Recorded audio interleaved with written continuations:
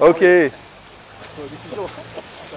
Donc aujourd'hui, aujourd'hui 29 mai, date anniversaire du résultat de l'appel aux citoyens et du référendum pour la Constitution européenne de 2005, qui a été bafoué par le traité de Lisbonne en 2007.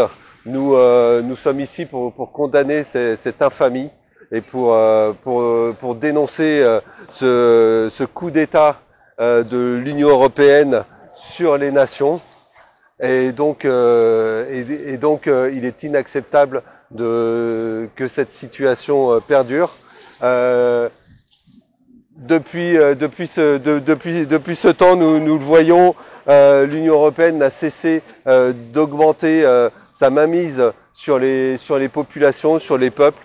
Nous le voyons de plus en plus avec tous les traités.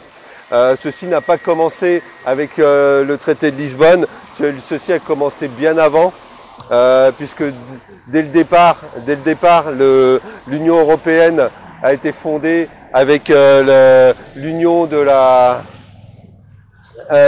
européenne pour l'acier et le charbon, créée par nos amis Jean Monnet et Schuman, qui n'étaient en fait que des agents à la botte des Américains, qui étaient financés par la CIA et qui ont financé des organisations pour aller dans le sens de la promotion de l'Union européenne. Cela n'a jamais cessé. Malgré les efforts qui ont pu être faits et la volonté de Gaulle de raffirmer l'indépendance et la souveraineté de la France, dès 1963, la Cour européenne de justice disait que les traités européens prévalaient sur les droits nationaux. Donc c'est pas nouveau et ça ne fait que continuer. Ensuite derrière il y a eu Maastricht qui a avancé dans ce sens-là, le traité de Lisbonne. Et donc nous voilà aujourd'hui avec une situation où l'on voit que on veut changer la nature du fonctionnement de l'Union européenne avec la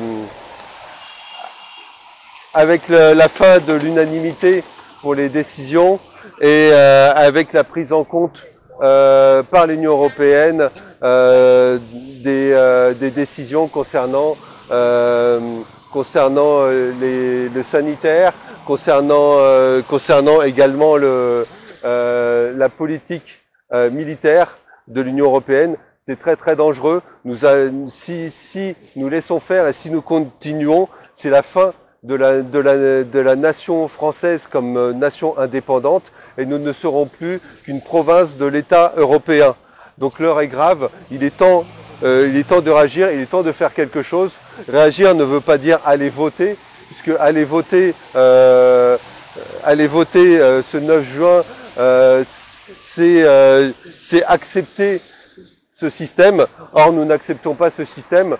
Nous ne sommes pas comme ceux qui sont pour le Brexit et qui se disent que c'est en ayant une voix dans le cadre de l'Union européenne que nous allons pouvoir faire quelque chose.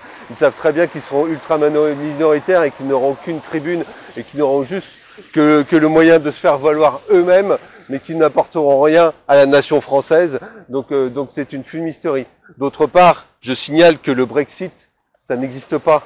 Il n'y a pas de Brexit. Car la France fait partie des deux créateurs de l'Union européenne, que la France est le deuxième contributeur de l'Union européenne, et que si la France décide de s'en aller, il n'y a plus d'Union européenne. Donc le Brexit qui sous-entendrait que la France s'en irait d'une Union européenne et que l'Union européenne perdurait, ça n'existe pas. Donc messieurs qui parlent du Brexit, c'est un mensonge. Le Brexit n'existe pas. Il faut juste que la France prenne ses responsabilités et reprenne en main sa souveraineté. Voilà. Donc merci pour ce temps.